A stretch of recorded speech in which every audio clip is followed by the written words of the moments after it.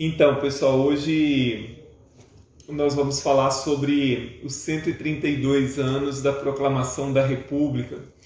Ontem, 15 de novembro, feriado no Brasil inteiro, é comemorada a proclamação da República brasileira.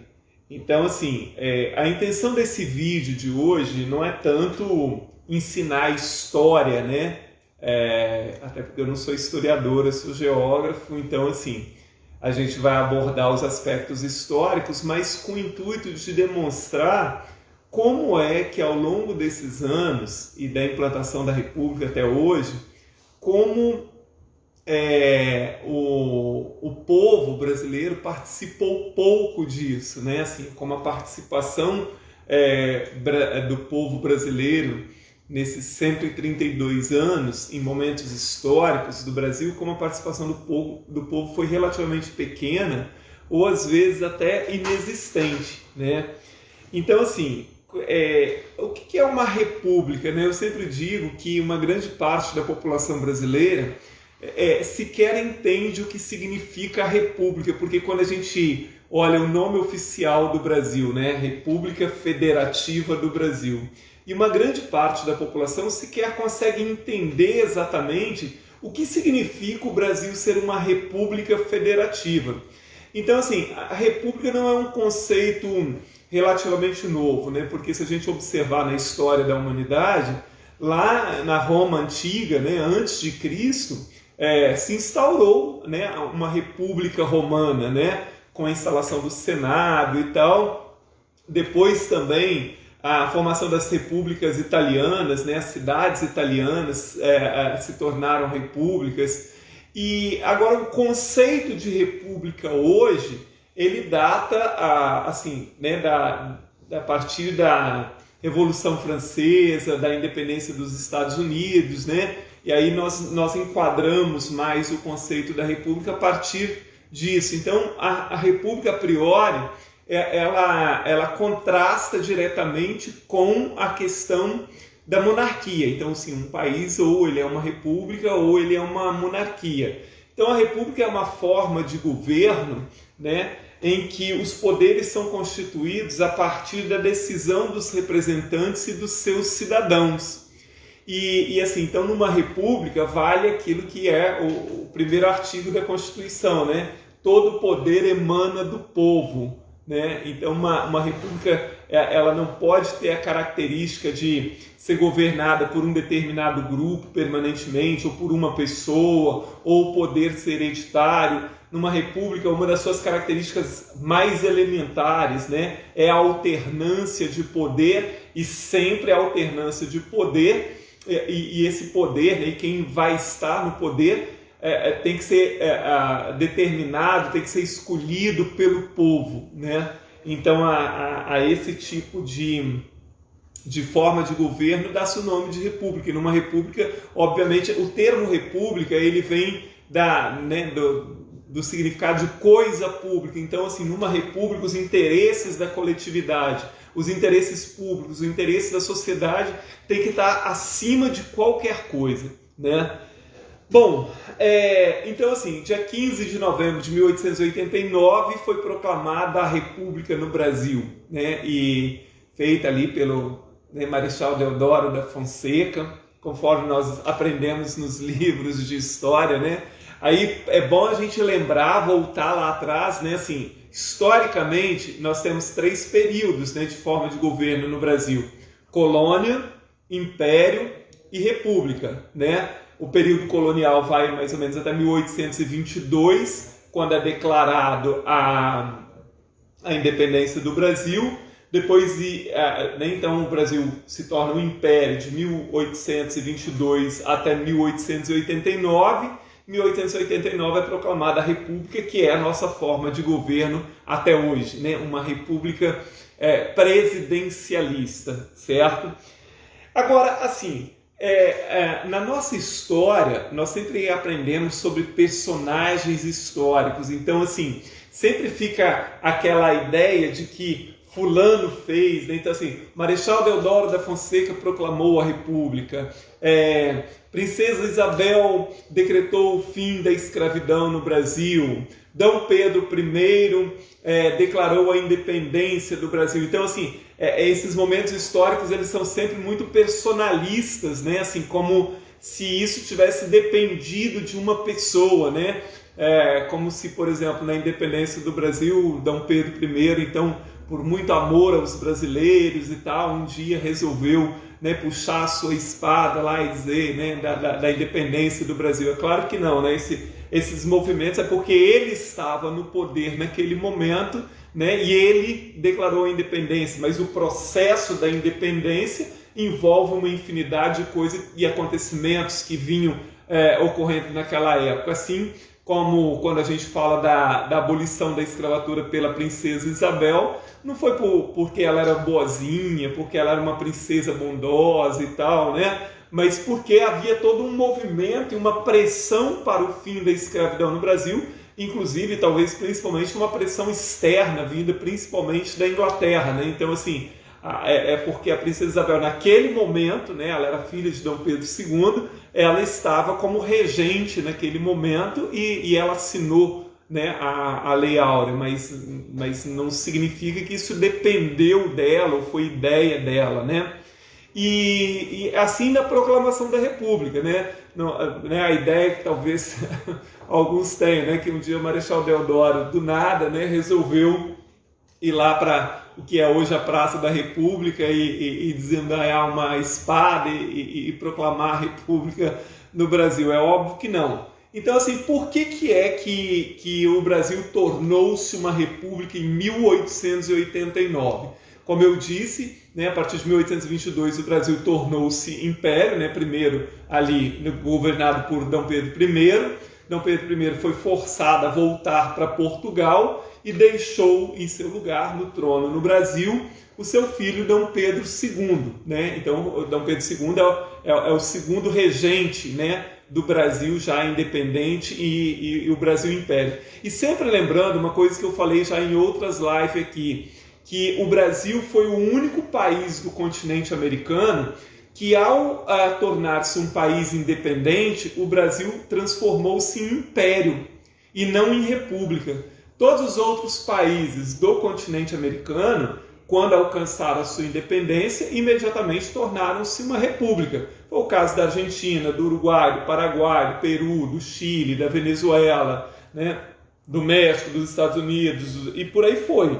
O Brasil é o único caso, né, de país que tornou-se independente e tornou-se um império.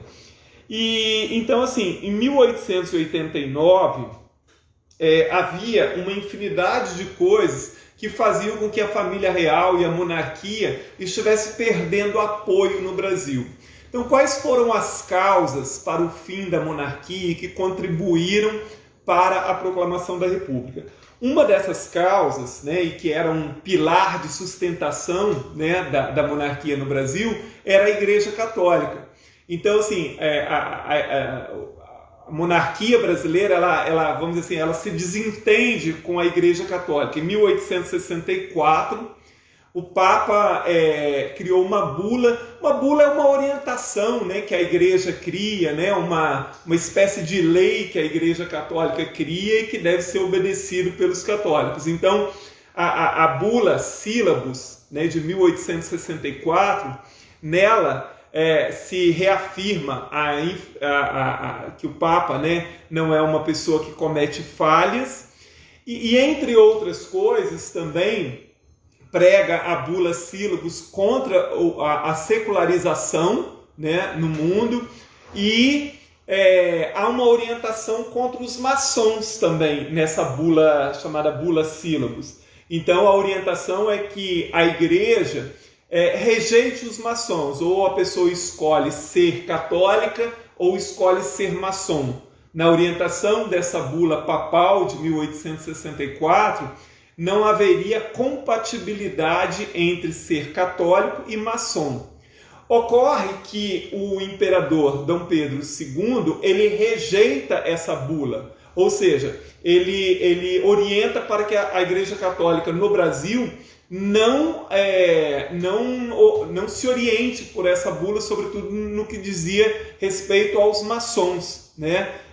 Até porque havia, na verdade, segundo alguns historiadores, muitos membros da própria igreja, do próprio clero, que também eram maçons. E para alguns historiadores dizem que o próprio Dom Pedro II também era maçom. E muita gente importante no Brasil era maçom. E para a maioria dessas pessoas, obviamente, não havia, como realmente não há incompatibilidade entre ser católico e maçom. E isso cria um atrito entre a monarquia e a igreja. Dois bispos no Brasil, o bispo de Olinda e o bispo do Pará, resolvem, então, desobedecer o imperador e chegam a ameaçar de expulsão, até de excomunhão da igreja no Pará e em Olinda, daqueles católicos que insistissem em continuar maçons. E esses bispos acabam sendo presos por ordem de Dom Pedro II, ou seja, cria-se um grande atrito em função dessa bula. Então, um dos pilares que enfraquece, né, a monarquia brasileira é essa briga, vamos dizer assim, com parte da Igreja Católica. Uma outra questão é a insatisfação da elite cafeeira, sobretudo no estado de São Paulo. E essa insatisfação ela tinha vários motivos.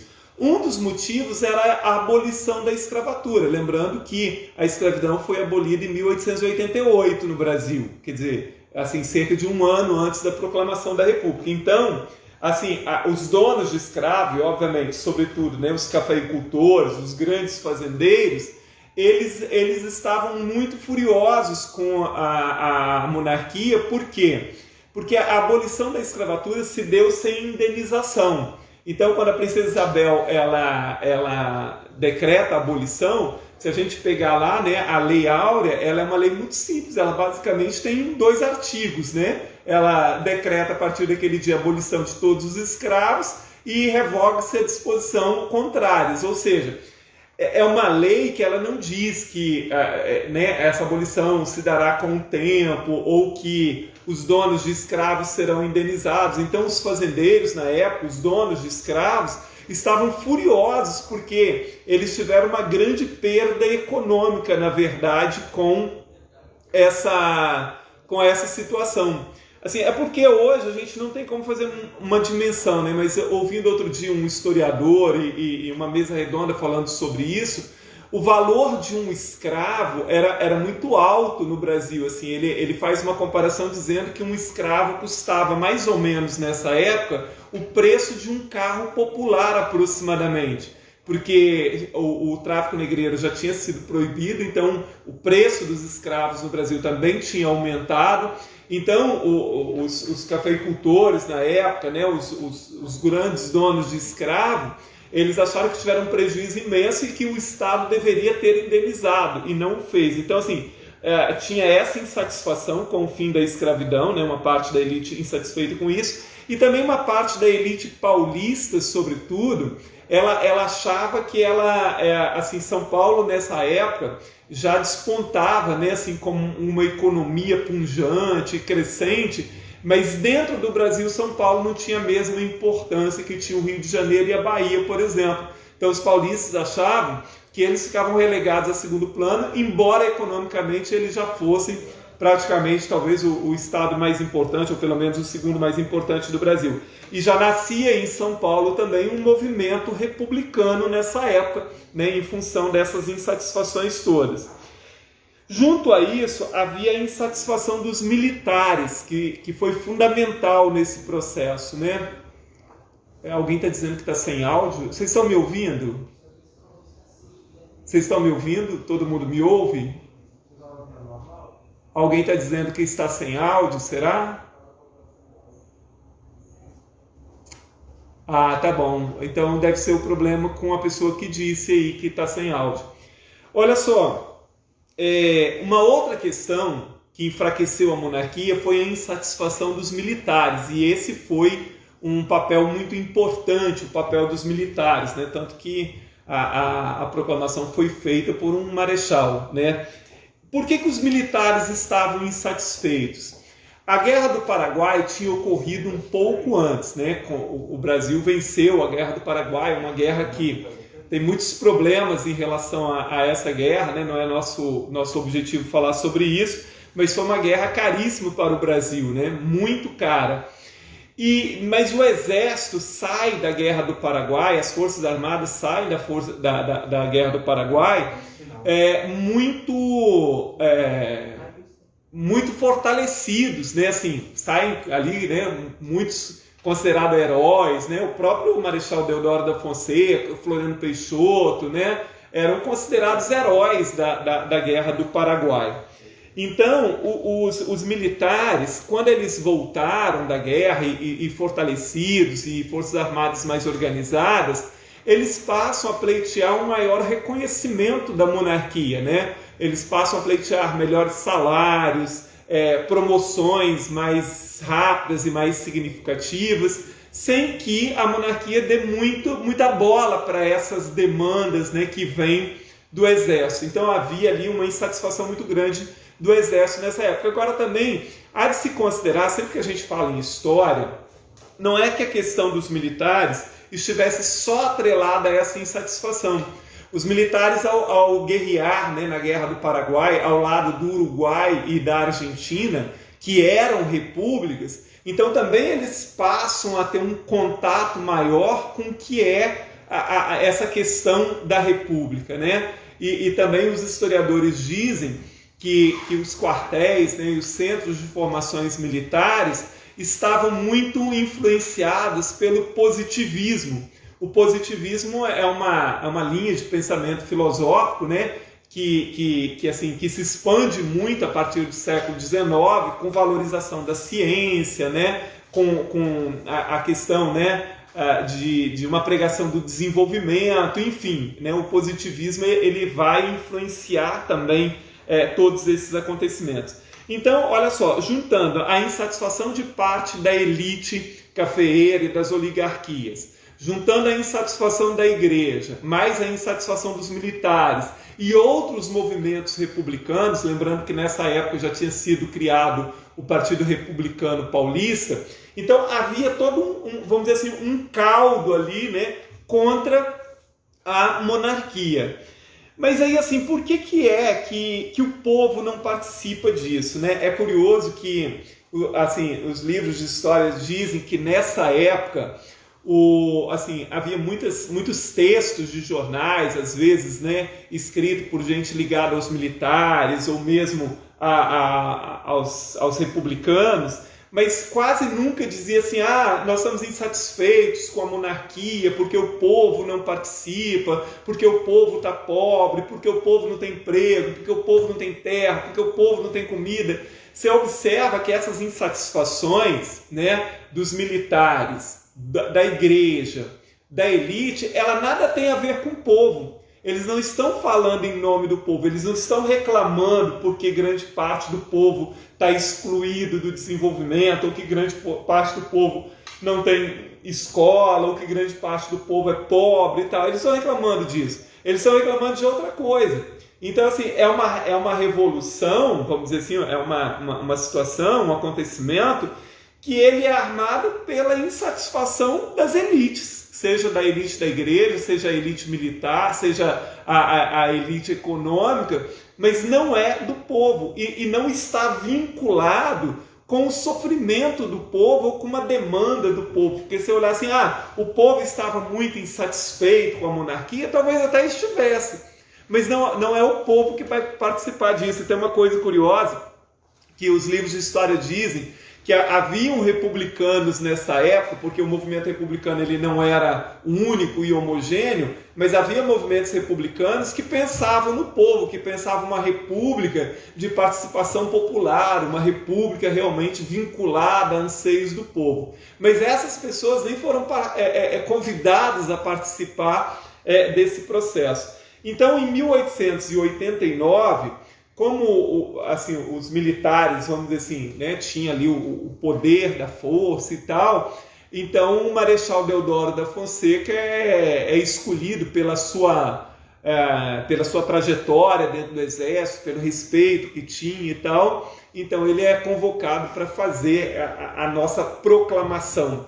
Por isso que muita gente vai dizer que isso é um golpe na realidade, porque não é uma coisa que é negociada, não é uma coisa que nasce do desejo da população, não é uma revolução propriamente dita, né? Então, por isso que, para muitos, a proclamação da República em 1889, ela foi, na verdade, um golpe militar, né? Contra a monarquia brasileira, que depois tem que fugir do Brasil, né? Alguns dias depois, a família real foge para Portugal, né? Dom Pedro II, a princesa Isabel, sua família, enfim, eles fogem para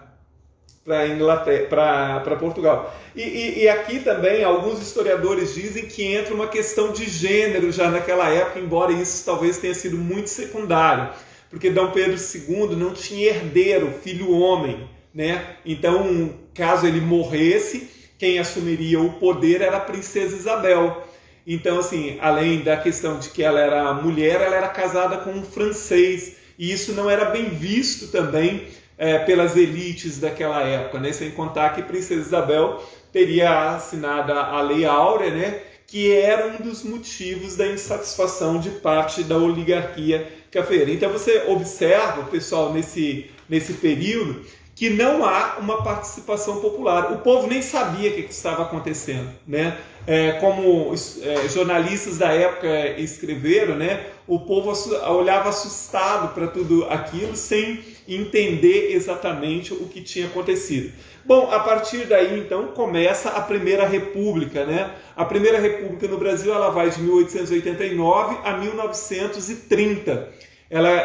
O Deodoro da Fonseca, o Marechal Deodoro da Fonseca é o primeiro presidente do Brasil, o segundo é Floriano Peixoto, ambos, né, marechais, né, do Exército, e por isso os primeiros anos da nova República são chamados de República da Espada, né, em função de que os dois primeiros presidentes eram ligados ao Exército. E a partir daí começa o domínio das oligarquias. Então, assim, cria-se uma república, mas muito longe do povo participar dessa nova república, muito, muito longe de fazer valer a questão de que todo o poder emana do povo, como deveria ser numa república democrática. O Marechal Deodoro da Fonseca, ele convoca uma constituinte, né, e aí é elaborada a segunda Constituição do Brasil, e ele acaba com o voto censitário, né? Porque havia no Brasil, porque quando Dom Pedro I proclamou a independência,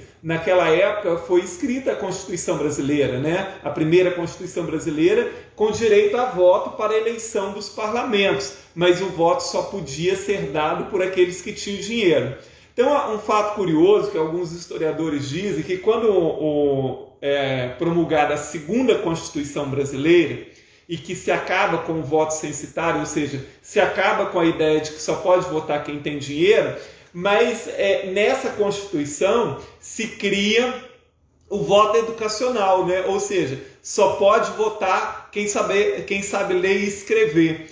E dizem então que o número de eleitores no Brasil diminuiu, porque mesmo muitos ricos não sabiam ler e escrever. Então, ao acabar com o voto censitário, ao invés de aumentar o número de eleitores, teria diminuído, porque mesmo muitos ricos não sabiam ler e escrever, e obviamente mulheres, né, estavam excluídas desse processo também, né? Basicamente se troca uma elite por outra, nem toca uma elite, porque essas pessoas, grande parte dessas pessoas que vão ali, de alguma forma, tramar a proclamação da República, elas já faziam parte da elite brasileira. Então, nem dá para dizer que é uma troca de elite, né? Vamos dizer assim, é uma troca de comando, na verdade. E é óbvio que essas elites, elas não se unem por objetivos parecidos. Mesmo, por exemplo, os militares e os cafeicultores, eles tinham ideias diferentes sobre o Brasil. Os militares, por exemplo, tinham uma ideia de industrializar o Brasil, muito impregnados, né, com um pensamento positivista e tal. Já as elites e oligarquias cafeeiras, elas queriam incentivar a agricultura, a cafeicultura, ou seja, manter o país agrícola. Então, assim, não havia entre essas elites também um consenso, né, sobre desenvolvimento, sobre formação do país. Agora, a Primeira República, que vai de 1889 a 1930, ela é dominada pelas oligarquias, pelo coronelismo, o voto de cabresto, o clientelismo, né? O mandonismo, são características desse período. Então, assim, tanto nos estados como em nível federal, são as oligarquias que dominam o poder. Quer dizer, até hoje alguns estados ainda são, né? Mas, enfim, mudou algumas coisas. É nesse período que se cria, por exemplo, a política do café com leite, né? Lembra, quando você estudou história, né, aquele acordo entre São Paulo e Minas Gerais, né, de se revezar no poder central, né? Em um período é o governador de São Paulo, que era um estado produtor de café, e em outro período o estado de Minas, produtor de leite. Daí vem essa ideia de política do café com leite.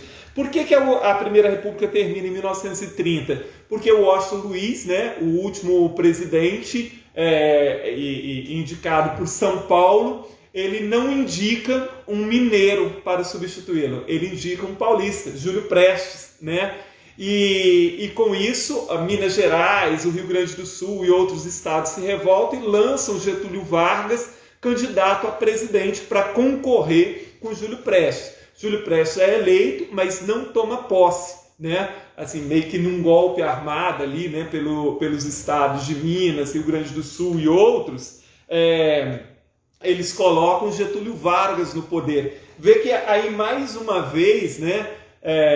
Não tem uma participação popular, né? Por que acaba a República Velha, né? Por que Getúlio Vargas vai? É mais uma disputa entre os poderosos e as oligarquias do que efetivamente uma preocupação com a população, com o que o povo achava, ou o povo exigiu que Getúlio Vargas tomasse posse. E aí começa a Era Vargas, que vai de 1930 a 1945. A Era Vargas, lembrando, ela foi dividida, né, em governo provisório, governo constitucional e Estado Novo. Né? O Estado Novo é de 1937 a 1945. Mas, de forma geral, são 15 anos de ditadura no Brasil imposta por Vargas. Claro que esse período encerra ali, né, assim, aquela característica do Brasil agrário, porque passa a se ter um incentivo maior a políticas urbano-industrial, né, no período Vargas que se cria leis trabalhistas no Brasil e etc. Mas Vargas era um ditador, né,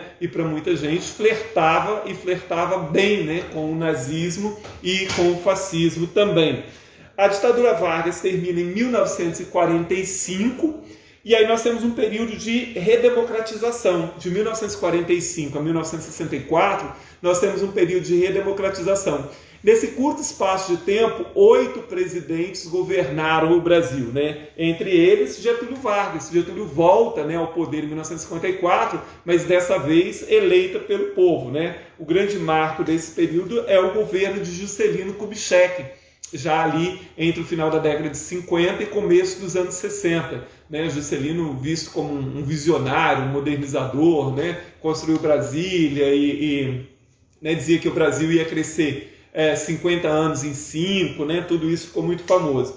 E depois de Juscelino vem Jânio, né? Jânio Quadros e João Goulart vencem as eleições, Jânio renuncia, João Goulart toma posse. E aí todo mundo sabe que vem o golpe militar de 1964. Para muita gente uma revolução, mas é um golpe militar. Novamente nós vamos ver aqui, em 64, uma não participação do povo. Então esse golpe ele é promovido, né, pelo exército com parte da elite, com influências externas e tal, mas não é algo que é demandado pelo povo, ou seja, o povo estava muito insatisfeito com João Goulart e aí exigia sua deposição e etc, etc. Novamente é um movimento autoritário, novamente é um movimento ali armado, né, pelo exército, por parte da elite brasileira, em conluio com os Estados Unidos, enfim, não há novamente aqui uma participação popular. Os militares se mantêm no poder de 64 até 1985, né? Esse período é marcado, então, assim, por altos e baixos na economia, mas um período sem democracia, um período, né, que muita gente foi presa também, que muita gente foi morta, enfim, né? E os militares deixaram, quando saíram do poder, deixaram um país altamente endividado, né? Deixaram uma população, em grande parte, muito empobrecida, um grande número de analfabetos, altas taxas de mortalidade, uma grande dívida externa. Então, assim, esses 20 anos da ditadura militar, assim, o saldo final dela e a herança deixada pelos militares, na verdade, foi muito, muito ruim. Em 1985 começa o período de redemocratização. De lá para cá, nós tivemos como governo, né, Sarney, Collor, Itamar, Fernando Henrique Cardoso, Lula, Dilma, Temer, até chegar ao Bolsonaro atualmente, né? Que é curioso, um governo que tem ali mais de 6 mil militares, né, ou membros das Forças Armadas ocupando cargos que normalmente eram cargos civis. Agora, eu disse no começo da nossa live que a minha ideia não era ensinar história, né? não era ensinar os aspectos históricos, embora não dá para falar sobre isso sem falar dos aspectos históricos. Agora, a grande questão é a gente observar como na trajetória do Brasil República, e numa república, né, entende-se, né, uma forma de governo com uma grande participação da população, onde o verdadeiro poder está na mão do povo, né, como diz a nossa Constituição, todo o poder emana do povo, como o povo participa muito pouco de todos esses processos. E como nós continuamos com uma visão também de líderes, né, muito personalista, muito fisiologista, talvez pela nossa história, né, de ter aprendido. Dom Pedro I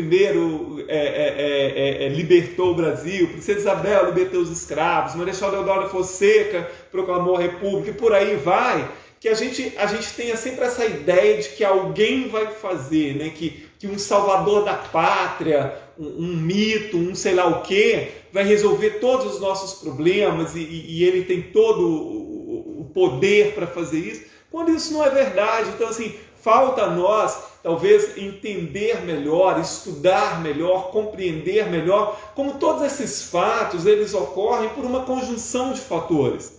E eles não são realizados por uma única pessoa. É que aquela pessoa está no poder naquele momento, né? E aí é ela que vai fazer, ela que vai promulgar, ela que vai executar, mas não quer dizer que ela fez ou que ela pudesse fazer isso sozinha, ou que ela fez porque ela tem uma grande vontade, ela foi lá e fez. Então, assim, a gente tem que sair dessa ideia do fisiologismo e do personalismo, né? de acreditar que nós vamos ter um dia um salvador da pátria, alguém que vai chegar, vai fazer, vai acontecer, e parar de ter essa idolatria por políticos. Políticos não podem ser idolatrados. Políticos têm que ser cobrados o tempo inteiro, né? Os políticos, eles são eleitos para servir a sociedade. Então, assim, os políticos permanentemente devem ser cobrados, devem ser fiscalizados e não devem ser idolatrados em hipótese nenhuma, nem de direita, nem de esquerda, nem de centro, nem político nenhum, né? São seres humanos que se dispuseram então ali a representar a população de alguma forma, que o façam da melhor forma possível, né? Mas dentro de uma visão republicana de fato, né? E não dentro de uma visão patrimonialista, de uma visão fisiologista, de uma visão excessivamente personalística, que é o que a gente vê muito hoje, né? Você vê assim, todos nós deveríamos ser republicanos, porque se uma república você coloca acima de qualquer coisa os interesses da coletividade, os interesses da população, então todos nós deveríamos ser republicanos, principalmente políticos, juízes, procuradores, funcionários do Estado, esses principalmente, mas toda a população deveria ser muito republicana, no sentido de entender assim, olha só, numa república o que não vale os meus interesses, não vale o que eu quero, vale aquilo que é de interesse da coletividade, em primeiro plano, mesmo que há algo que eu não gosto, mas se isso é bom para a maioria, se é bom para a coletividade, então eu estou de acordo. Vem daí a ideia de dizer assim, fulano teve uma atitude muito republicana. Por quê? Porque abriu mão, às vezes, daquilo que acredita, ou abriu mão daquilo que ele achou melhor, em prol de todo mundo, em prol da coletividade, em prol do seu bairro, da sua cidade, do seu estado, do seu país, né? Então todos nós deveríamos aprender um pouco mais sobre república e um pouco mais sobre ser republicano,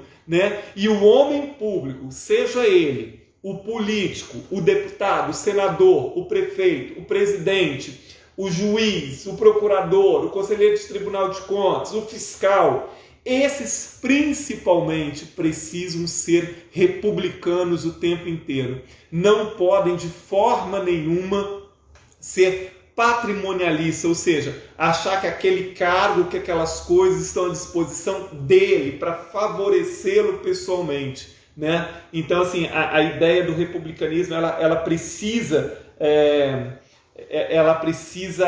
estar latente em todos nós, e nós precisamos fortalecer em nós o sentido republicano. E uma outra coisa, pessoal, que é muito importante dentro dessas questões, quando a Constituição diz assim, todo poder emana do povo, o povo precisa entender o significado de que o poder de fato está na mão dele, porque está de verdade. Porque outro dia eu ouvi uma frase que eu achei muito interessante, dizendo assim, olha só, políticos não caem do céu, nem saem do inferno, eles saem das urnas. E quem os coloca na urna? Então, olha só, é aí que está, né? Assim, é a valorização máxima do voto.